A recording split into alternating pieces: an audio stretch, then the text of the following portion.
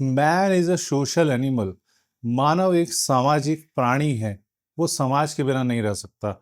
वो विरले ही कोई देव पुरुष होते होंगे या कोई संत जन होते होंगे जो एकांतवास में जाके पहाड़ों में जंगलों में जाके तपस्या कर सकें और अकेले अपना जीवन यापन सुखमय जीवन यापन कर सकें।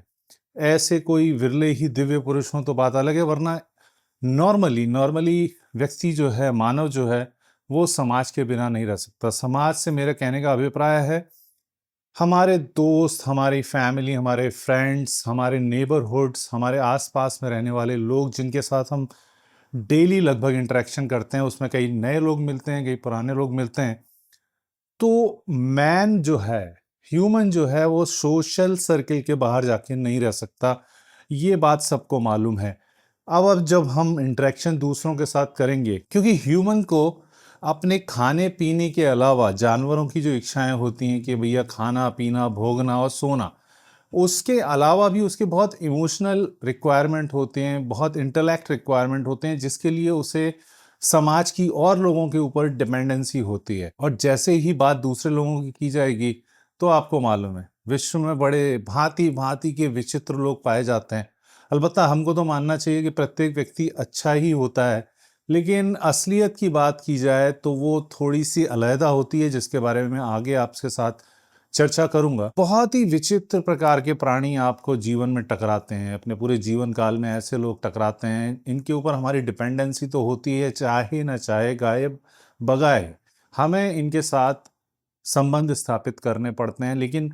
मैं ऐसी 7 कैटेगरी बताऊंगा आपको इस वीडियो में, जिन लोगों से आपको हमेशा दूर रहना चाहिए। जैसे ही ये सिम्टम्स आपको दिख जाएं किसी व्यक्ति में, इन सातों में से एक भी सिम्टम दिख जाए, तो उसके साथ आप उतना ही संबंध बनाइए जितना कि आवश्यक हो, वरना वो आपके जीवन को इतना पॉइजनस बना देगा कि आपके जीवन की गति और उन्नति दोनों ही बाधित हो जाए। इन 7 लोगों से आपको अपने पूरे जीवन काल में सावधानी बरतनी चाहिए और एक सर्टेन प्रकार की दूरी बना के रखनी चाहिए, बिना ये प्रकट किए कि भाई आप उसको पहचान चुके हैं, आपके उसके गुण को या उस कमीनेपन को पहचान चुके हैं, जिसकी वजह से आप उसके साथ बहुत ज़्यादा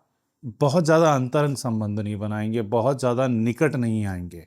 फर्स्ट कैटेगरी में जो लोग आते हैं, उसके लिए हमारे शास्त्रों में लिखा गया है अति विनयम धूर्त लक्षणम। जो व्यक्ति आपको बहुत ज्यादा लाग लपेट से बटर पॉलिश्ड जीभ से आपसे बातें करे, मतलब इतनी विनम्रता, इतनी इतना विनय, इतना सॉफ्ट स्पोकन हो कि बात करे तो ऐसा लगे कि इसके मुंह से तो फूल ही फूल झड़ते हैं यार, ये शब्द भी बोल रहा है तो शब्दों को कहीं चोट ना लग जाए, ऐसा सॉफ्ट, इतना ज्यादा कंट्रोल करके ऐसे लिबलिबा लिसलिसा शब्द, शहद और चाशनी में डूबे हुए शब्दों का ये यूज करता है, कानों में मिश्री घोलने का प्रयास करता है। और कितना सभ्य है, कितना सुसंस्कृत है, और मेरे पास जब भी आता है कितने प्यार से बात करता है। अति विनयम धूर्त लक्षणम। अगर कोई व्यक्ति आपको ऐसे टकराता है तो समझ लीजिए वो निहायती धूर्त किस्म का है अंदर से, और जिसको कोट करने के लिए वो शुगर कोट कर रहा है चीजों को बहुत ज्यादा, क्योंकि जितनी जो कड़वाहट उसके अंदर है उसको छुपाने के लिए वो ओवर शुगर कोटिंग करके आपके सामने प्रकट हो रहा है। तो ऐसे व्यक्ति से हमेशा सावधान रहें। दूसरे प्रकार के वो लोग जिनके बारे में शास्त्रों में कहा गया है क्षणे रुष्टा क्षणे तुष्टा, मतलब ऐसे लोग जो क्षण भर में जिनका टेम्परामेंट चेंज हो जाता है। वो अभी आपसे बहुत ज्यादा प्यार से बातें कर रहे थे, 2 सेकंड बाद ही आपसे नाराजगी दिखाने लगते हैं। फिर 5 मिनट बाद अगर आप उनसे बात करोगे तो लगेगा कि नहीं यार, ये तो बहुत प्रेम पूर्वक मेरे से बात कर रहा है और ये पुरानी बातें भूल गया है। जो व्यक्ति क्षण में रुष्ट हो जाए और क्षण में संतुष्ट हो जाए, ऐसे व्यक्तियों का संपर्क ही आपके लिए एक प्रॉब्लम क्रिएट कर सकता है। ऐसे लोगों से हमेशा हमेशा जीवन में दूरी बना के चलिए, क्योंकि उसका टेम्परामेंट इतना ज्यादा फ्लक्चुएट कर रहा है, तो समझ लीजिए वो कभी संतुलित, ना तो कभी आपको सलाह देगा ना कभी सहायता देगा। वो अपने जीवन में संतुलित नहीं हो पा रहा, वो दूसरों के जीवन में क्या संतुलन लाएगा, दूसरों के जीवन में क्या सहायक सिद्ध होगा। सिर्फ वो लोग जो आपकी उत्पत्ति का अनादर करें, मतलब समझने की कोशिश कीजिएगा, वो उत्पत्ति के साधन में आपके माँ बाप हो सकते हैं, आपका धर्म हो सकता है, आपकी कास्ट हो सकती है, या आपके जीवन से जुड़ा हुआ कोई पैरामीटर्स जो जन्म से आपको मिला है। आपकी बॉडी हो सकती है, आपका रूप रंग हो सकता है, आपकी बहुत सारी चीजें, बोलचाल का तरीका हो सकता है, आपकी उत्पत्ति के साथ जो आपको चीजें मिली हैं, उन चीजों का अगर वो रिस्पेक्ट नहीं करता, उन चीजों की बुराइयां करना स्टार्ट कर देता है कि यार देख,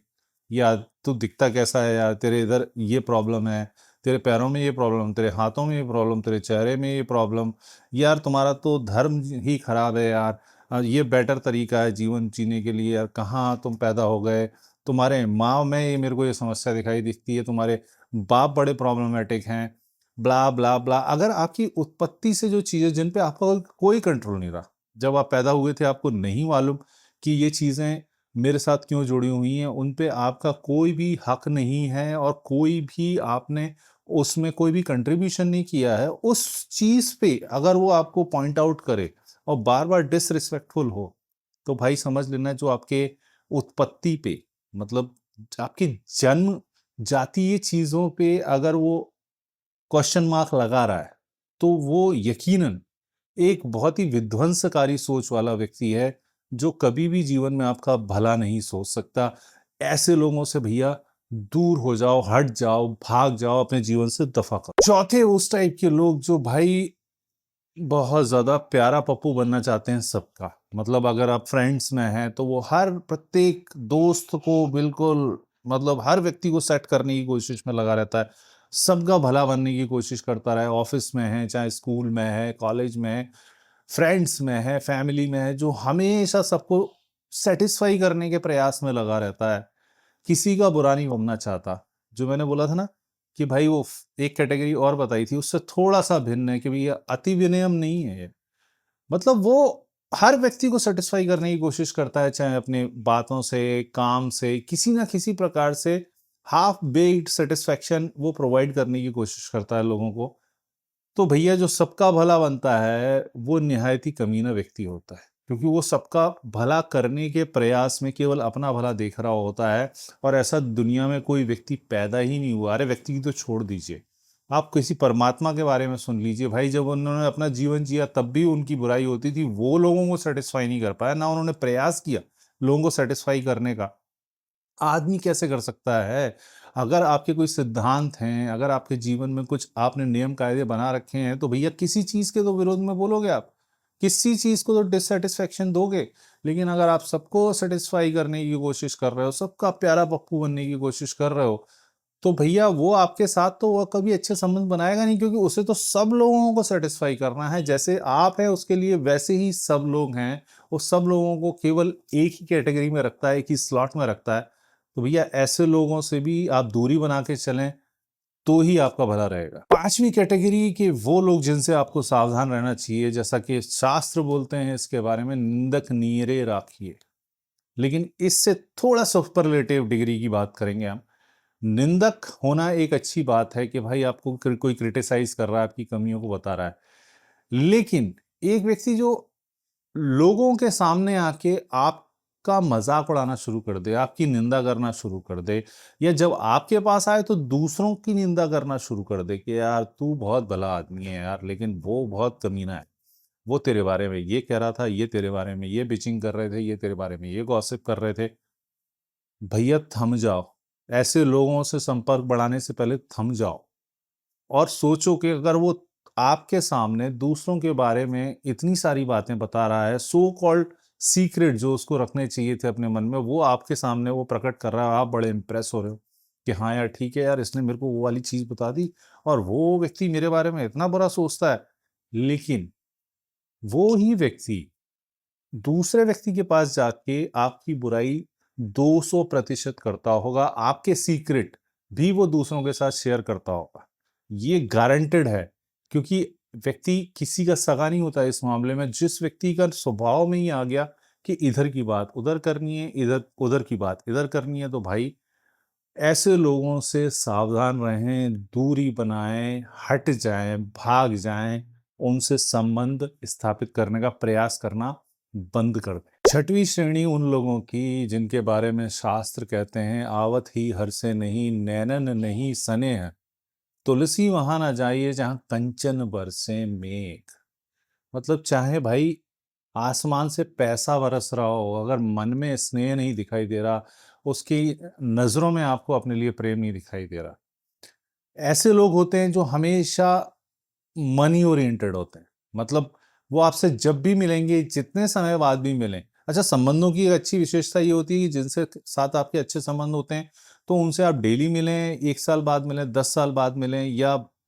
बहुत ज्यादा बहुत ज्यादा डिफरेंस के साथ मिले, समय के साथ मिले, तब भी वहीं से बात शुरू होती है जहां पे आपने उसे छोड़ा था। तो ऐसे लोग जब भी आपको मिलें, इस प्रकार की श्रेणी वाले लोग जो जिनका रेफरेंस पॉइंट डिस्कशन का आपसे आपका हालचाल जानने से ज्यादा जरूरी रहता है कि भाई आपकी वेल्थ स्टेटस क्या है, पैसे के बारे में बात करने लगेंगे, हमेशा बैंक बैलेंस से उनका रेफरेंस पॉइंट रहेगा, सारी बातें करेंगे इधर उधर घुमा के, लेकिन वो अल्टीमेटली आएंगे उसी चीज पे। अच्छा अच्छा, क्या चल रहा है, बड़ा सुपरफिशियल सा ऐसा डिस्कशन किया, और फिर भाई ये बता यार, तूने वो प्रॉपर्टी कितनी बना ली, अच्छा तू इन्वेस्टमेंट पे ध्यान देता है कि यार कौन से शेयर खरीद रहा है, यार ये बता, कोई मेरे को कोई बढ़िया सा प्लान बता। मतलब ले दे के ना आपके बारे में जानना चाह रहा है कि आपकी स्थिति क्या है, आपके मन में क्या चल रहा है, आध्यात्मिक प्रगति कैसी चल रही है, आपकी आत्मीय प्रगति कैसी चल रही है, आपका शरीर का स्वास्थ्य कैसा है।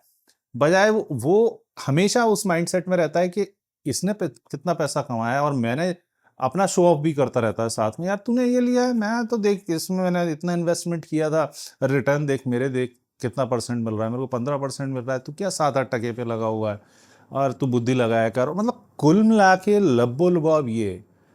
जिस व्यक्ति का रेफरेंस पॉइंट केवल वेल्थ हो, केवल मनी मनी मनी मनी के पास ही आसपास भटकता रहता हो जिसका डिस्कशन, ऐसे लोगों से दूर रहिए, क्योंकि उसे आप में बिल्कुल इंटरेस्ट नहीं है। वो ओवर प्रैक्टिकल व्यक्ति है, ओवर भौतिकवादी इंसान है भैया, कि उसे भौतिकता में ही आनंद आता है। उसको केवल या तो आपसे ईर्ष्या रखनी है कि अगर आपने वेल्थ अच्छी कमा ली, या फिर आपके अंदर ईर्ष्या पैदा करनी है अपने प्रति, और उसे कोई संबंध स्थापित नहीं करना, आप उसे उसे घंटा लेना देना नहीं है, उसको केवल मतलब है पैसा पैसा पैसा,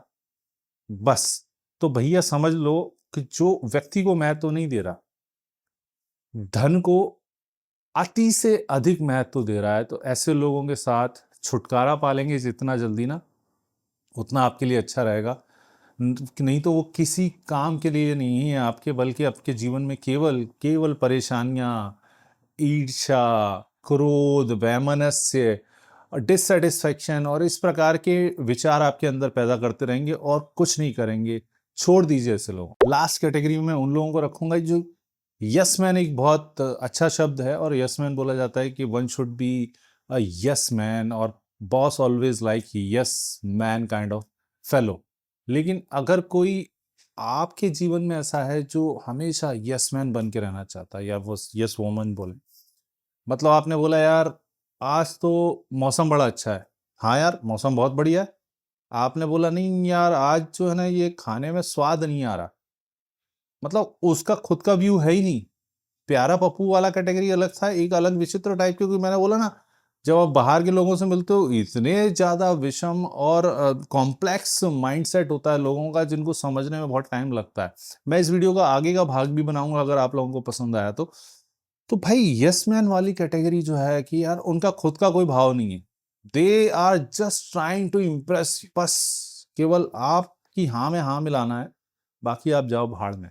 तो जो आपकी हाँ में हाँ मिला रहा है, तो आपके विकास में क्या सहायता करेगा, बल्कि आपके विकास को विनाश में तब्दील कर देगा, क्योंकि आप चाहे सच कह रहे हो, चाहे गलत कह रहे हो, चाहे सही कह रहे हो,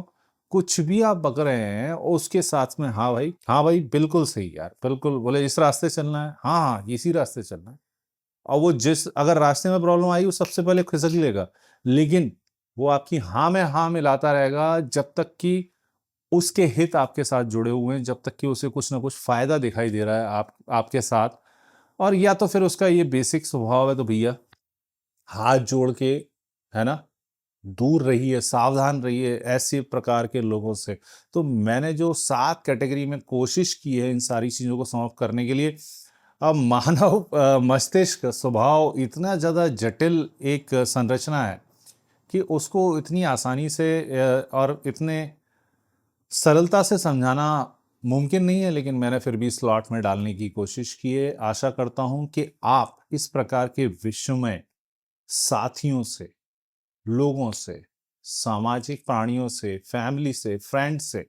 ऐसे लोगों में जो 7 सिम्टम्स आपको कहीं भी दिख जाए, उनसे अब दूरी बनाएंगे।